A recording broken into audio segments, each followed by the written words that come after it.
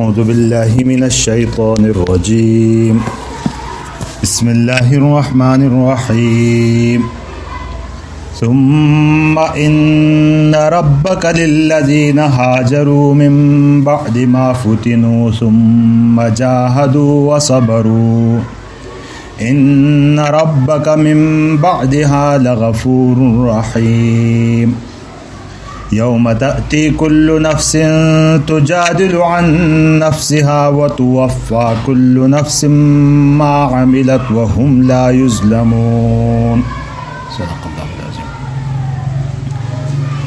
ثم ان ربک، پھر بے شک تیرا رب، للذین، ان لوگوں کے لیے، ہاجروا، جنہوں نے ہجرت کی، من بعد ما فتنوا، فتنے میں مبتلا ہونے کے بعد، ثم جاہدوا، پھر انہوں نے جہاد کیا، وصبروا، اور ثابت قدم رہے، ان ربک من بعدها، اس کے بعد تیرا رب، لغفور، البتہ بہت معاف کرنے والا، بڑا رحم کرنے والا ہے۔ اس سے پہلے کافروں کے حالات، ان کے متعلق باتیں تھیں۔ یہاں ثم ان ربک للذین ہاجروا من بعد ما فتنوا، پھر ان کافروں کے بارے میں ایک یہ ہے کہ کفر میں مبتلا تھے، فتنہ یفتن، فتنتاً کے معنی فتنے میں مبتلا ہونا یا تکلیف میں مبتلا ہونا۔ تو فتنے میں مبتلا تھے، وہ کفر میں تھے، اس کے بعد انہوں نے توبہ کی اور ہجرت کیا، اور ہجرت کرنے کے بعد اللہ کے راستے میں لڑتے رہے، اور جو تکلیفات آئیں اس پر صبر کرتے رہے، تو اللہ ان کفروں کو معاف کرتا ہے، لغفور رحیم۔ اور من بعد ما فتنوا،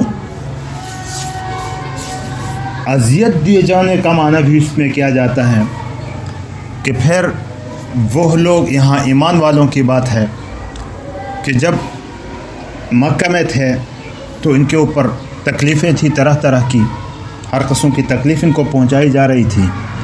ان تکلیفوں میں مبتلا ہونے کے بعد انہوں نے ہجرت کیا، جہاد کیا، صبر کیا، تو ان کے بعد اللہ رب العزت بہت معاف کرنے والا، بڑا رحم کرنے والا ہے۔ تو گویا کہ یہ ان مہاجرین کے لیے خوشخبری ہے۔ ہری بسم میں دونوں طرح کی تفسیریں ہو سکتی ہیں۔ یوم تأتی کل نفس، یہ حالت قیامت کی ہے کہ جس دن تأتی کل نفس، ہر جان آئے گی، یعنی ہر ایک آئے گا، تجادل عن نفسها، جادل یجادل، مجادلہ، باہم جھگڑا کرنا، عن نفسها، اپنے بارے میں، اپنے بارے میں عذر معذرت پیش کرتے ہوئے، یعنی اپنی صفائی بیان کرتے ہوئے۔ وہاں جا کے جب عذاب کو سامنے دیکھے گا آدمی، انسان، تو اس وقت ہر ایک کوشش کرے گا کہ کسی طرح میں عذاب سے بچ جاؤں، تو اس لیے وہ اپنے کیے کاموں کا دلیلیں پیش کرنے دے گا، اپنے آپ کو بچانے کی کوشش کرے گا، اپنے بارے میں مجادلہ کرتا رہے گا، لڑتا جھگڑتا رہے گا۔ وَتُوَفَّى كُلُّ نَفْسٍ، اور توفیہ باب اس کا معنی ہوتا پورا پورا دے دینا، تفاعل سے، کل نفس، ہر ایک، ما عملت، جو اس نے کیا ہے، اور ہر ایک کو اس کیا پورا پورا ملے گا، وہم لا یظلمون، اور ان کے ساتھ ظلم نہیں کیا جائے گا۔ ظلم ان کے ساتھ نہیں ہوگا کا مطلب کیا ہے کہ جتنا گناہ کیا ہے اس سے زیادہ نہیں لکھا جائے گا، اس کی جو سزا ہے وہی دی جائے گی، اور جتنی نیکی کی ہے وہ گھٹائی نہیں جائے گی، اس کا بدلہ پورا ملے گا۔ وَضَرَبَ اللَّهُ مَثَلًا قَرْيَةً كَانَتْ آمِنَةً مُطْمَئِنَّةً يَأْتِيهَا رِزْقُهَا رَغَدًا مِنْ كُلِّ مَكَانٍ فَكَفَرَتْ بِأَنْعُمِ اللَّهِ فَأَذَاقَهَا اللَّهُ لِبَاسَ الْجُوعِ وَالْخَوْفِ بِمَا كَانُوا يَصْنَعُونَ۔ یہ ایک عمومی حالت بیان کی کہ اللہ مثال دیتا ہے، ضرب اللہ مثلا، اللہ ایک مثال دیتا ہے، قریتن، ایک بستی کی، کانت آمنتن، کہ وہ امن سے تھی، مطمئنتن، اطمینان کے ساتھ تھی، امن اور اطمینان کے ساتھ رہ رہے تھے. یاتیہا رزقہا آتا تھا ان کا کھانے کی چیزیں، ان کا رزق رغدن، رغدہ یرغد، رغدن کے معنی خوش دلی کے ساتھ، فراخی کے ساتھ، کھلا یعنی فراخ طور پر ان کا رزق ان کے پاس آتا تھا، من کل مکان، ہر طرف سے. فکفرت بانعم اللہ، تو انہوں نے انکار کیا. کفرت کفران سے ہو تو ناقدری کی، ناشکری کی. بانعم اللہ، نعمت ان کی جمع، اللہ کی نعمتوں کی انہوں نے ناقدری کی. فاذاقہ اللہ، پر چکھایا. اذاقہ یذیق، اذاقہ افعال سے ہے چکھانا. لباس الجوع، بھوک کا لباس، یعنی ان کے اوپر بھوک مسلط کی. والخوف، اور خوف مسلط کیا ان کے اوپر. کیوں؟ بما کانوا یصنعون، ان کے کرتوتوں کی وجہ سے، اس وجہ سے جو وہ کچھ کرتے تھے اس وجہ سے. تو یہاں سے مراد کیا ہے؟ ایک ہاں یہ ایک وہ بھی ہے. بعض حضرات کہتے ہیں کہ یہ واقعہ مکے کا ہے، اس کی طرف اشارہ ہے کہ مکہ میں حضور صلی اللہ علیہ وسلم جب ہجرت فرما کے چلے گئے تو پہلے تو ان کا رزق ہر طرح سے فراوانی کے ساتھ آتا تھا، لیکن یہ اسلام اور مومنین کے خلاف تو جنگ میں تھے ہی، لیکن ان نعمتوں کی ناقدری بھی کرتے تھے. تو اللہ رب العزت نے قحط مسلط کیا ان کے اوپر اور امن چھین لیا ان سے. تو اس وقت انہوں نے درخواست بھیجی تھی حضور صلی اللہ علیہ وسلم کی خدمت میں کہ آپ کی نسل ہے یہ اور ان کے بارے میں دعا کریں. تو ممکن ہے کہ یہ آیت اسی کی طرف اشارہ ہو، بعض حضرات مفسرین نے اس طرف لیا بھی ہے، لیکن یہ عمومی ایک قاعدہ ہے کہ اللہ کی طرف سے نعمتیں آتی ہیں، جب ناقدری ہوتی ہے تو پھر اس کا مزہ چکھایا جاتا ہے. نعمتیں جب ہونا اللہ کی تو آدمی مست ہو جاتا ہے، اور مستی میں اتنا آگے بڑھتا ہے کہ اس نعمت کو اللہ کی طرف سے نعمت ہی نہیں سمجھتا ہے، اور بے دریغ ان کا استعمال اور اس نعمتوں کی ناقدری کی جاتی ہے. تو اللہ رب العزت ان قوم کے اوپر قحط بھی مسلط کرتا ہے اور بدامنی بھی مسلط کرتا ہے. چنانچہ ہر زمانے میں اس کا مشاہدہ کیا جاتا ہے، ہر وقت اس کا مشاہدہ ہوتا ہے. جیسے بابو صاحب کہتے ہیں کہ پاکستان کی بھی اس وقت یہ صورتحال ہے، اللہ کی نعمتیں ہر طرف سے آ رہی تھیں تو ان نعمتوں کی ناقدری کی گئی. تو یہ ہوا کہ اب حالات ایسے ہیں کہ ایک توڑا آٹا لینے کے لیے قطاریں لگی ہوئی ہوتی ہیں اور لڑتے ہیں ایک دوسرے کے ساتھ، اور ہفتہ بعد نمبر لکھتے ہیں وہ بھی نہیں آتا پھر. اور اسی طرح چینی، گھی وغیرہ ان چیزوں کا حال ہے. اور پھر روپیہ کتنا گر گیا ہے، اور پھر امن بھی چھین لیا کہ ہر کہتے ہیں تھریٹ ہے فلاں جگہ پر، اس طرف آدمی جاتا بھی ہے تو ڈرتے جاتا ہے. تو اس پر استغفار کرنی چاہیے، اللہ سے معافی مانگنی چاہیے. جو ناقدریاں ہم سے ہوئی ہیں اس پر ہم اللہ سے معافی مانگیں. اور یہ عذاب بھی آتے ہیں اس طرح کے جو دنیا میں آتے ہیں تو ہمیں جگانے کے لیے آتے ہیں، تو جاگ جانا چاہیے ہمیں.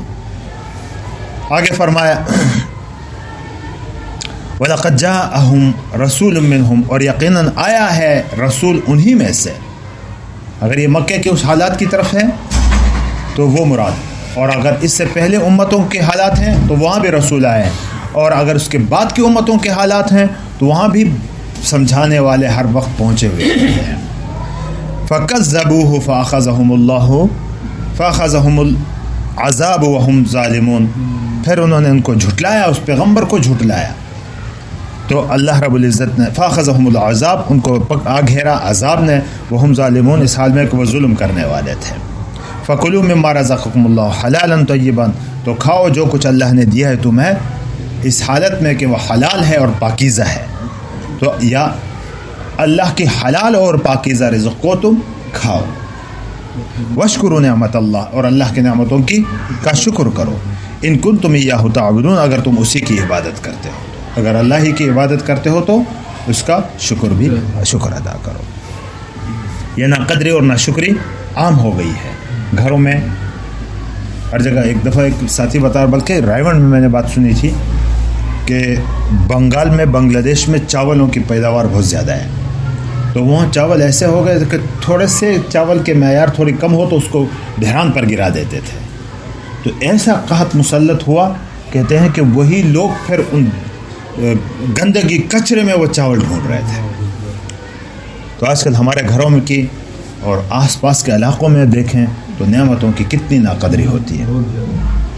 انما حرم علیکم المیتۃ، یہ لوگوں نے کفار کے وہ تھی کہ اپنے اوپر بہت ساری چیزیں اپنی طرف سے یہودیوں نے بھی چیزیں حرام کی ہوئی تھی. تو اللہ فرماتے ہیں کہ یقیناً اللہ نے تو حرام کی ہے المیتۃ، مردار کو، والدم اور خون کو، ولحم الخنزیر اور خنزیر کے گوشت کو، وما اہل لغیر اللہ بہ اور جس پر اللہ کے علاوہ کسی کا نام لیا گیا ہو. اہل یحل احلالا، پکارنا، زور سے آواز دینے کے معنی میں آتا ہے. اہل لغیر اللہ یعنی جس پر کہ اللہ کے علاوہ کسی کا نام لیا گیا ہو، یعنی پیر کے نام پر، بتوں کے نام پر، کسی فرشتے کے نام پر، کسی اور کے نام پر کوئی چیز ذبح کیا گیا ہو تو وہ حرام ہے. فمن استر، جو لاچار ہو، اضطراری حالت، لاچاری کی حالت ہوتی ہے کہ غیر باغ ولا عاد، بغا یبغی بغیتاً کے معنی ہوتے ہیں کہ طلب کرنا کسی چیز کی، اور اسی طرح عاد یعود عدوان کے معنی ہوتے ہیں حد سے تجاوز کا. تو اب اگر کسی کے اوپر ایسی ضرورت پیش آئی ہے تو اس ضرورت، اضطراری حالت جس کو کہتے ہیں، اضطراری حالت کا مطلب یہ ہوتا ہے کہ آپ کے اوپر خدا نہ خواستہ کوئی ایسی حالت آ جاتی ہے کہ آپ اگر اس حرام چیز کو استعمال نہیں کریں گے تو یا آپ کی موت واقع ہو سکتی ہے، یا آپ کی صحت جا سکتی ہے، یا آپ کا کوئی عضو تلف ہو سکتا ہے. تو ایسی صورت میں پھر اجازت ہے. تو اس میں بھی شرط یہ ہے کہ غیر باغ ولا عاد ہو، کہ اس میں آپ کی اپنی طلب اس حرام کو کھانے کی نہ ہو. یعنی یہ خنزیر کا گوشت ہے تو کتنا مزیدار ہے یار، تھوڑا سا چسکا لے لوں، ایسا نہ ہو. ولا عاد، حد سے تجاوز کرنے والے بھی نہ ہو کہ اب ضرورت پوری ہو گئی ہو پھر بھی لگے ہوئے ہیں، تو یہ بھی نہ ہو. بس صرف ضرورت کی حد تک اس کو رکھا جائے. تو اس صورت میں یہ چیزیں حلال ہیں. فمن استر، جو لاچار ہو، غیر باغ ولا عاد، جس میں طلب نہ ہو اور حد سے تجاوز کرنے والا نہ ہو، تو فإن اللہ غفور رحیم، تو بے شک اللہ بڑا بخشنے والا اور رحم کرنے والا ہے. تو اضطراری حالت کی تفصیل ہے، اس میں نے مختصراً بتا دیا. بعض دفعہ ایسا بھی ہوتا ہے کہ لوگ تھوڑی سی ضرورت ہوتی ہے تو کہتے ہیں یار اضطراری حالت ہے، استعمال کرنا، ضرورت کے وقت استعمال کرنا چاہیے. نہیں، ایسا نہیں ہے. اضطراری حالت وہ کہ جس میں لاچار ہو جائے آدمی، کہ اور کوئی راستہ اس کے پاس نہیں ہے، اور کچھ استعمال کرنے کا کوئی راستہ ہی اس کے پاس نہیں ہے، تو اس میں بھی شرط یہ دو ہیں کہ غیر باغ ولا عاد کی شرط ہے. اس شرط کے ساتھ اس کو استعمال کر سکتا ہے. ولا تقولوا لما تصف السنتكم الكذب هذا حلال وهذا حرام لیفتروا علی اللہ الکذب.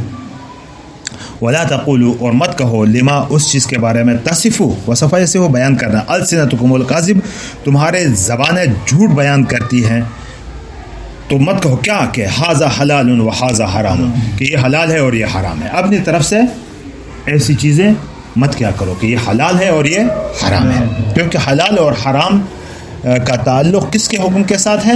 شارع کے حکم کے ساتھ ہے، اللہ کے حکم کے ساتھ ہے. ہم کسی چیز کو نہ حلال قرار دے سکتے ہیں نہ حرام قرار دے سکتے ہیں.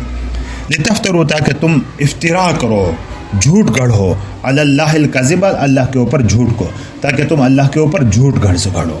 یعنی اللہ کے اوپر جھوٹ گھڑنے کے لیے کسی چیز کے بارے میں یہ حلال ہے اور یہ حرام ہے مت کہا کرو. ان الذین یفترون علی اللہ الکذب، بے شک وہ لوگ جو اللہ کے اوپر جھوٹ گھڑتے ہیں، لا یفلحون، وہ فلاح کو نہیں پہنچتے. متاع قلیل، مختصر سا فائدہ ہے. ولہم عذاب علیم، اور ان کے لیے دردناک عذاب ہے. اور دنیا کے بارے میں بھی یہ آتا ہے، متاع قلیل ہے، یہ برتنے کا تھوڑا سا سامان ہے اور پھر مرنا ہے. ولہم عذاب علیم، اور ان کے لیے دردناک عذاب ہے. وعلی الذین ہادوا، اور وہ لوگ جنہوں نے جو ہادو، ہادہ یہود، ہودن کے معنی یہودی بننا، یہودی، حرمنا، ان کے اوپر حرام کیا، ما قصصنا علیک من قبل، وہ جو ہم نے قص یقص قصصاً کہ انہیں بیان کرنا علیہ کا تمہارے اوپر من قبل اس سے پہلے جو ہم نے آپ کے اوپر بیان کیا ہے وہ چیزیں ہم نے اس کے اوپر حرام کی ہے. اس کی تفصیل ہے سورہ بقرہ میں بھی پڑھی ہے اور دوسری صورتوں میں بھی کہ کیا کیا چیز ان کے اوپر یہ اپنی طرف سے کوئی چیزیں حلال اور حرام کرتے تھے. وما ظلمناہم اور ہم نے ان پر کوئی ظلم نہیں کیا ولکن کانوا انفسہم یظلمون لیکن خود اپنے اوپر ظلم کرنے والے تھے. بعض چیزیں انہوں نے خود ہی اپنے اوپر حرام کی ہوئی تھی. ثم ان ربک للذین عملوا السوء بجہالۃ ثم تابوا من بعد ذلک واصلحوا پھر بے شک تیرا رب للذین ان لوگوں کے لیے عملوا السوء جنہوں نے برا کام کیا برائی میں وہ مبتلا ہو گئے تھے بجہالۃ نادانی سے نادانی کی وجہ سے کسی برے کام میں مبتلا ہوئے تھے ثم تابوا پھر انہوں نے توبہ کی من بعد ذلک اس کے بعد واصلحوا اور اصلاح کی اور درست ہو گئے. ان ربک من بعدها لغفور رحیم بے شک تیرا رب اس کے بعد بڑا بخشنے والا بڑا مہربان ہے. یعنی کوئی غلطی ہو جائے گناہ ہو جائے اور توبہ کر لے تو اللہ تعالیٰ اس کو معاف کر دے.